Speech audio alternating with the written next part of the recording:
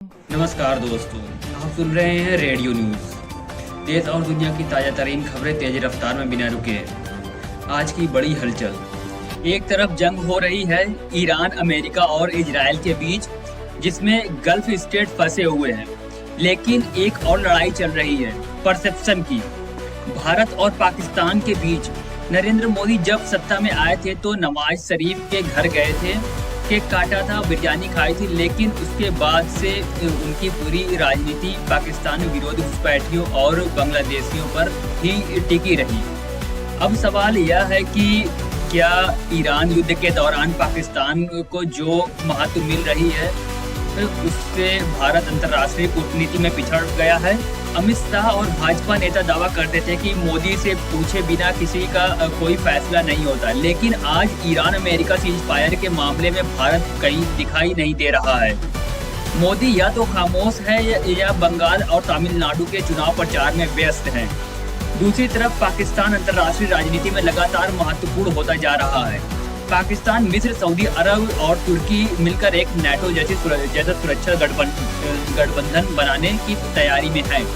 Donald Trump ने हाल ही में पाकिस्तान के प्रधानमंत्री शहबाज शरीफ और आर्मी चीफ आसिम मुनीर की तारीफ की है।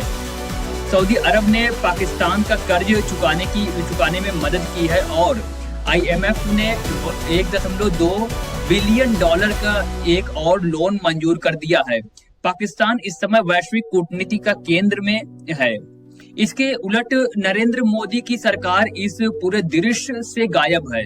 हालांकि भारतीय जनता ने ईरान को दवाइयां और सहायता भेजी, जिसके लिए ईरानी राजदूत ने शुक्रिया भी कहा, लेकिन मोदी सरकार ने न तो सैयद अली खामनेई की शहादत होने पर और न ही बेगुनाह बच्चियों के मारे जाने पर एक भी शब्द कहा।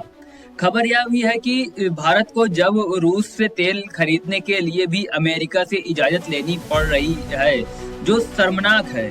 अमेरिकी पूर्व राजनयिक रहम इमानुएल का कहना है कि ट्रंप के समय में अमेरिकी ने भारत का साथ छोड़ दिया और पाकिस्तान अब उनका ज्यादा करीबी दोस्त है। आसिम मुनीर व्हाइट हाउस में लंच कर रहे हैं और ट्रंप लगातार उनकी तारीफ कर रहे हैं। 10 साल पहले मनमोहन सिंह के समय पाकिस्तान दुनिया में अलग थलग पड़ गया था, लेकिन आज भारत खुद को अकेला महसूस कर रहा है। हॉर्मोज स्ट्रेट खुलवाने की ब्रिटेन की बैठक में भारत के शामिल होने की चर्चा है। भारत अगर इसमें जाता है तो यह गलती होगी, क्योंकि ईरान के साथ हमारे रिश्ते पहले से ही बहुत अच्छे हैं। विशेषज्ञों का मानना है कि ऑपरेशन सिंदूर और पाकिस्तान में घुसकर मारने के फैसले ने सारा सीन बदल दिया। परसेप्शन की लड़ाई में पाकिस्तान यह दिखाने में कामयाब रहा कि उसने भारतीय जहाज गिराए, जबकि भारत अपनी बात मजबूती से नहीं रख पाया।